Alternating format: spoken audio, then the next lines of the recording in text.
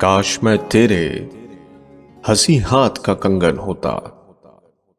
तू बड़े प्यार से, चाव से, बड़े मान के साथ अपनी नाजुक सी कलाई में चढ़ाती मुझको, और बेताब से फुरकत के खजा लम्हों में तू किसी सोच में डूबी जो घुमाती मुझको।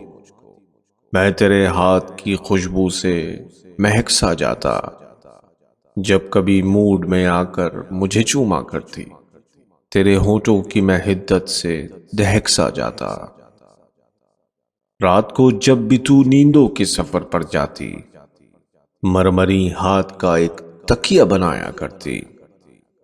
मैं तेरे कान से लगकर कई बातें करता, तेरी जुल्फों को, तेरे गाल को चूमा करता। जब भी तू बंद क़बा खोलने लगती, जाना अपनी आंखों को तेरे हुस्न से खीरा करता। मुझको बेताब सा रखता तेरी चाहत का नशा। मैं तेरी रूह के गुलशन में महकता रहता, मैं तेरे जिस्म के आंगन में खनकता रहता। कुछ नहीं तो यही बेनाम सा बंधन होता। काश मैं तेरे हंसी हाथ का कंगन होता।